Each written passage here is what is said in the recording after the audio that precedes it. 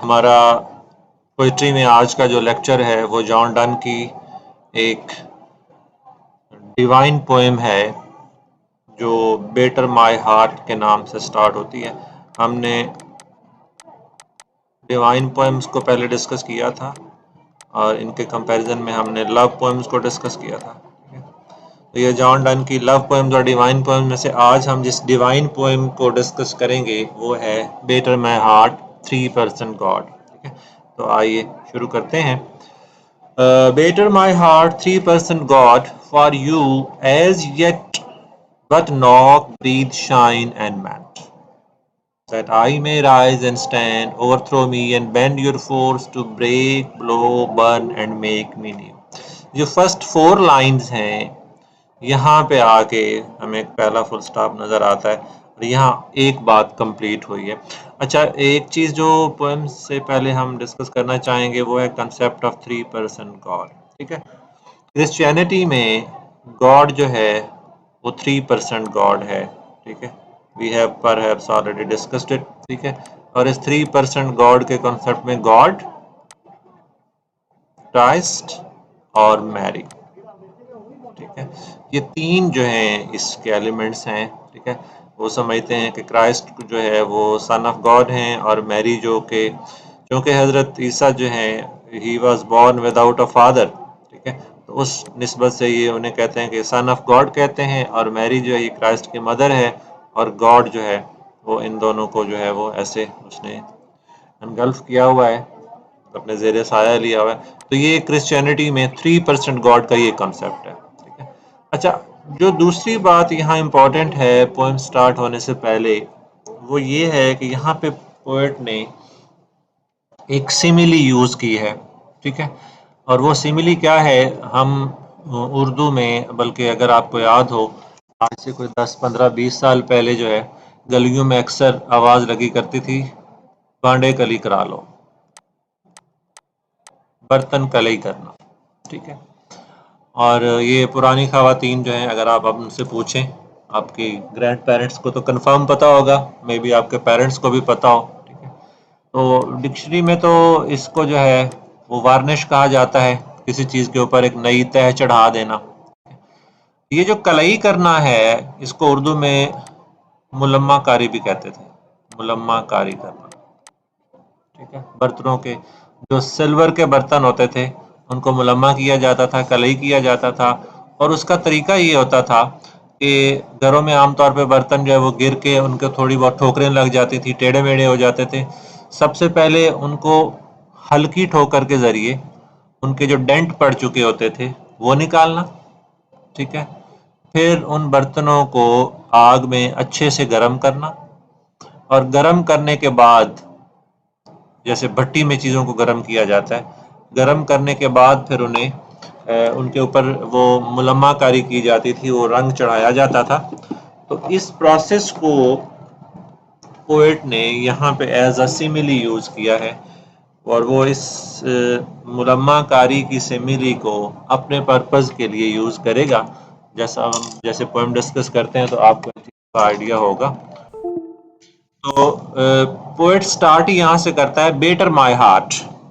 Better कहते हैं ठोकर मारना, ठोकर का जो कॉन्सेप्ट है वो वाला नहीं है। ठीक है, जो तोड़ फोड़ दे, बेसिकली ये बेटर जो है ये एक हल्की सी ठोकर है जो किस लिए यूज होती है, चीज़ों में से डेंट निकालने के लिए, ये चीज़ों में से कम निकालने के लिए। ठीक है, तो पोएट ने वही वर्ड यूज किया है, बेटर माय हार्ट, कि उसका जो हार्ट है ना ये शिकस्त और रेख्त का शिकार हो चुका है, टेढ़ा मेढ़ा हो चुका है और पोएट ये कह रहा है कि इसको इस तरह से करके बेटर करो। ठीक है, कि ये सीधा हो जाए, इसके खम, इसके गड़े, इसके टेढ़े मेढ़े जो हैं वो चीज़ें निकल जाएं और वो गॉड को डायरेक्टली एड्रेस करके कह रहा है कि oh God, batter my heart as yet but knock, breathe, shine. ये तीनों प्रोसेस हैं जो कलई करने में इस्तेमाल होते हैं। पहले नॉकिंग करना, उसको सीधा करना, उसके बाद ब्रीथ, भट्टी में डाल के उसको आग के साथ गर्म करना और फिर उसके ऊपर मुलम्मा कारी करना, वो नई चीज़ लगाना, वो पेंट लगाना।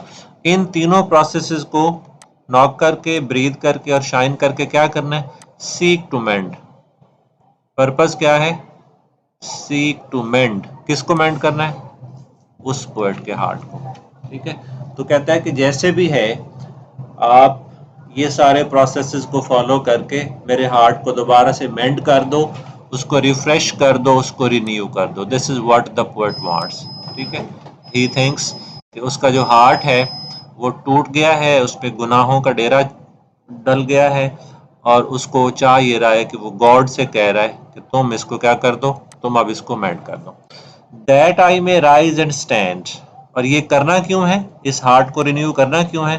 That I may rise and stand. ठीक है, being fallen a victim to Saturn, he is overthrown by Saturn. वो ये कह रहा है कि सैटर्न जो है उसने मेरे ऊपर जो कब्जा कर लिया है ना, उससे मैं राइज नहीं रहा, स्टैंड नहीं रहा, बल्कि फॉलन हो चुका हूँ। और अब मुझे तुम रिन्यू करके क्या कर दो? दोबारा से रिफ्रेश कर दो।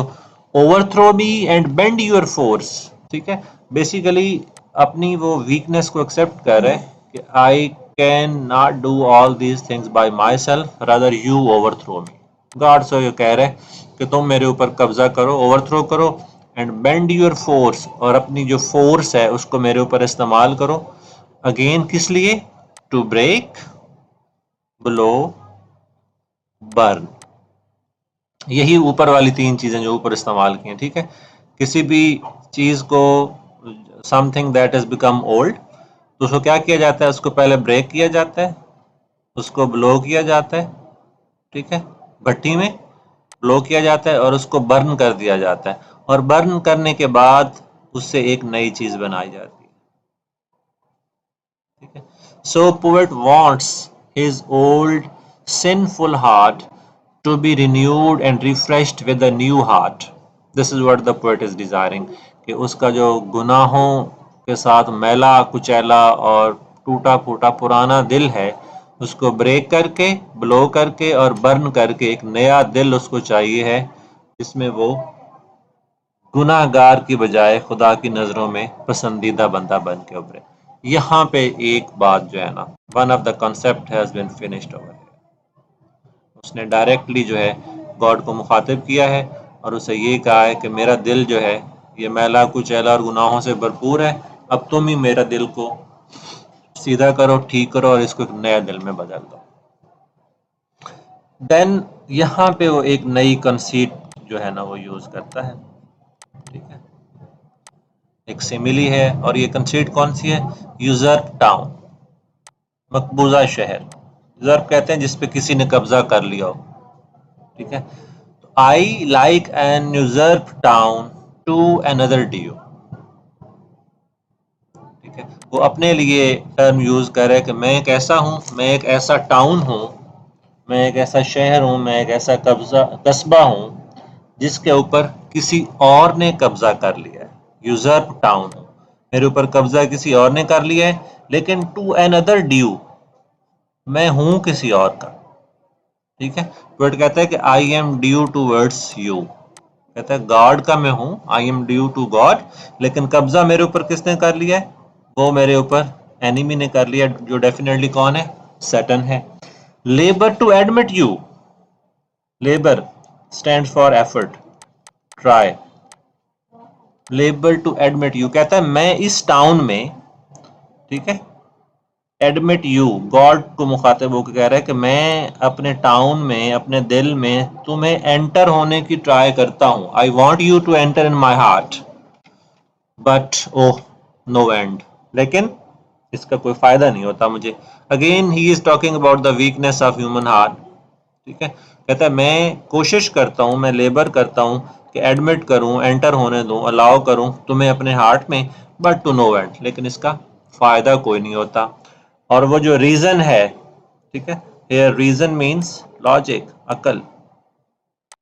योर वायसरा एंड मी, तो अल्लाह ताला ने इंसान को अपना खलीफा बनाया ना, तो उसको खलीफा या नायब बना के उसने उसको क्या दी है? रीजन दी है, अकल दी है। और उसी अकल के इस्तेमाल के जरिए वो कहता है कि उस अकल ने क्या करना है? मी शुड डिफेंड, इस रीजन ने तो मुझे डिफेंड करना है, but is captive and proves weak और अनट्रू।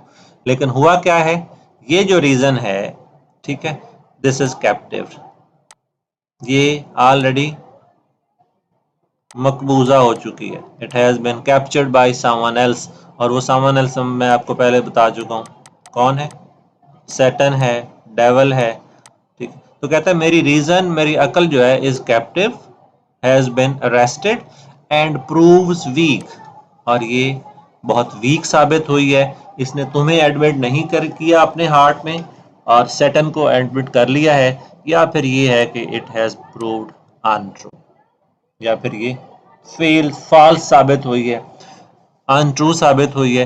दोनों केसेस में से जो भी है, जो रीजन है, जो लॉजिक है, उसने पोएट को प्रोटेक्ट करना था। किससे प्रोटेक्ट करना था?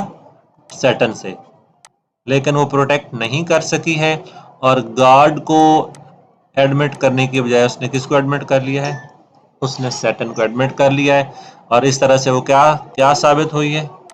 वीक और अनट्रू साबित हुई।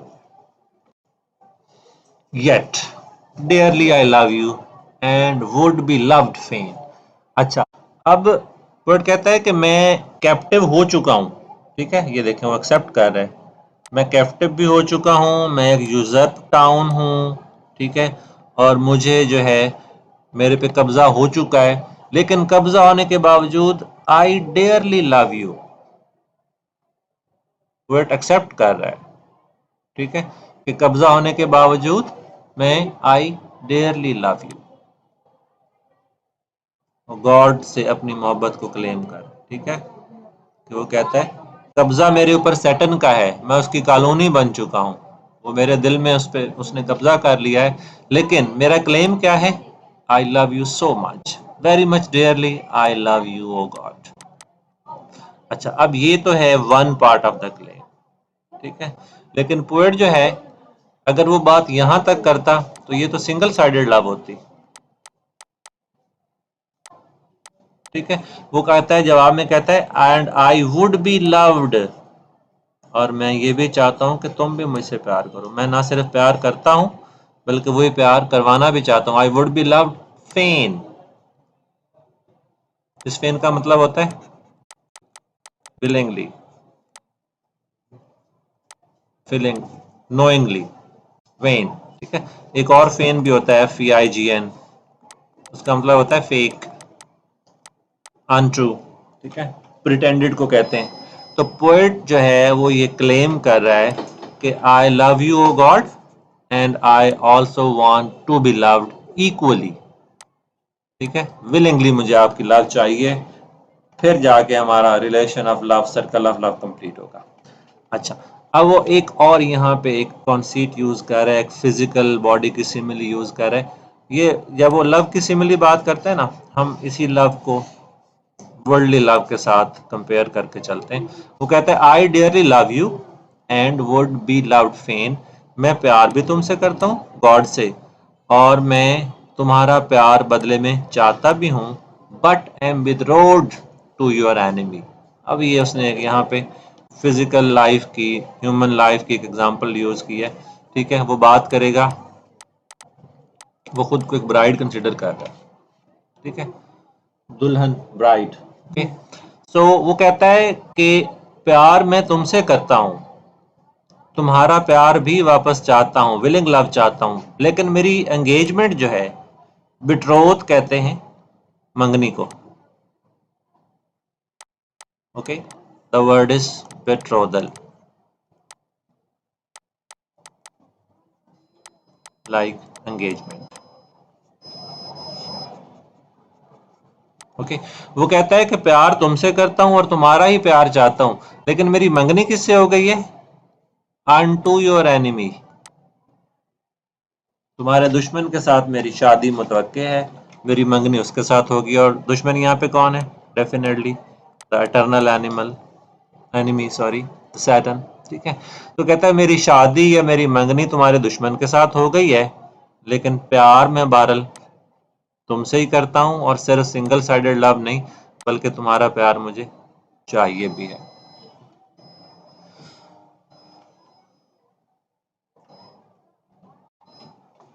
अच्छा, अब वो इस पर्पज के लिए क्या कहता है, ये देखें यहाँ पे उसने एक बात कर ली कि क्लेम उसका ये है कि मैं प्यार तुमसे करता हूँ, लेकिन मेरी शादी या मेरी एंगेजमेंट किससे हो गई है, वो तुम्हारे दुश्मन से हो गई है। तो अब क्या करो, डाइवोर्स में, मुझे उससे डाइवोर्स करवाओ। ठीक है, वो सारे की सारी जिम्मेदारी जो है वो किस पे डाल रहा है, गॉड पे डाल रहा है। कहता है मैं कुछ भी नहीं कर सकता, मैं सिर्फ और सिर्फ एक क्लेम कर रहा हूँ कि I love you and I want your love. तो मेरी शादी तुम्हारे दुश्मन से हो गई है, वहां से मुझे क्या करवाओ, मुझे डाइवोर्स करवाओ। अनटाई और ब्रेक दैट नॉट अगेन। और वो जो नॉट मेरी उसके साथ बंधी हुई है, किसके साथ, एनिमी के साथ, उसको या तो अनटाई कर दो, उसको खुलवा दो, डाइवोर्स करवा दो।